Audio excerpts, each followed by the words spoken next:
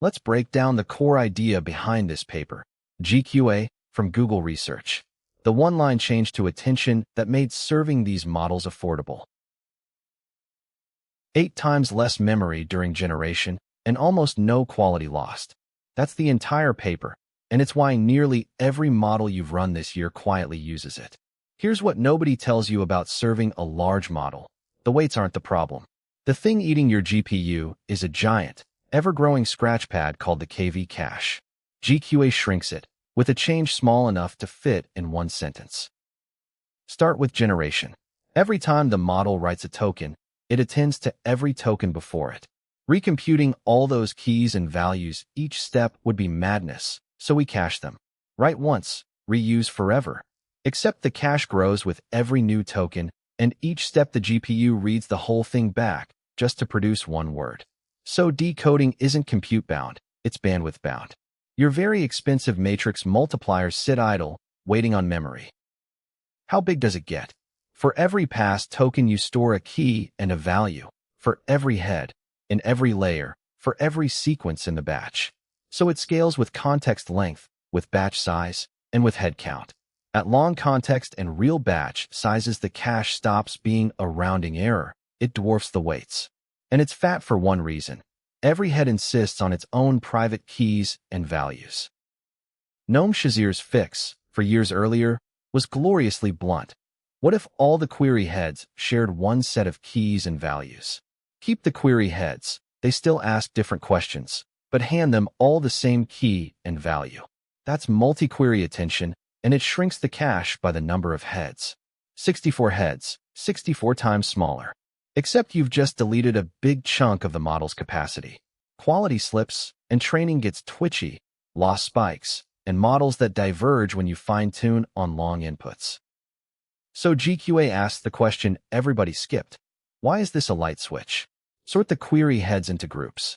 Every head inside a group shares one key head and one value head, but each group gets its own.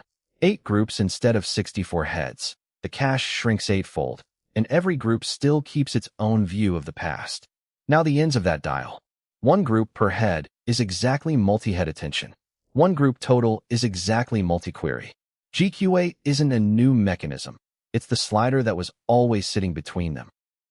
Here's the part that made this actually happen. A new attention layout normally means training from scratch. Nobody's doing that for a checkpoint they already shipped. So instead, inside each group, average the key projections together and average the value projections.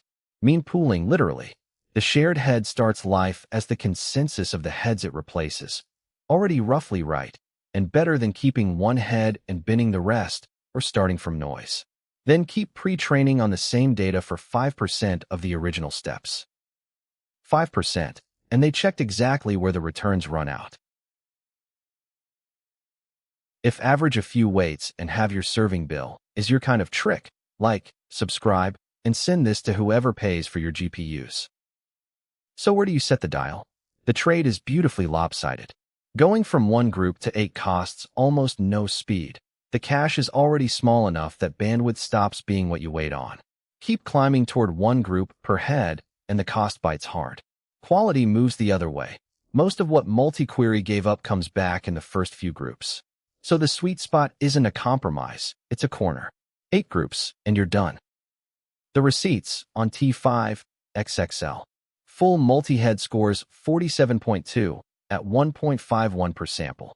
Multi-query is 6 times faster, but slips to 46.6. GQA with 8 groups. 0.28 multi-query speed, and 47.1 shoulder-to-shoulder with full multi-head. Which is why GQA became the default. Llama 2, Llama 3, Mistral, most of what you serve. It's also the ancestor of DeepSeek's multi-head latent attention, which we covered in the DeepSeek series. Same target, different move. Compress the cache instead of sharing it. And here's the row that made everyone switch. So, the whole thing in one pass.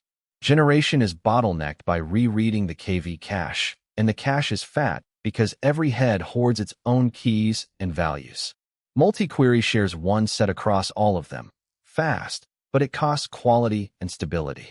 GQA splits the difference. Group the heads, one key value pair per group. A clean dial from multi-head to multi-query. Convert an existing checkpoint by mean pooling inside each group.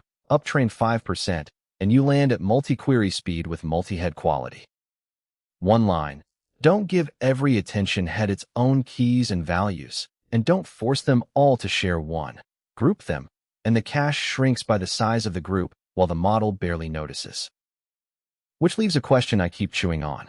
GQA works because attention heads are redundant enough to share, and nobody really knows how much sharing is too much.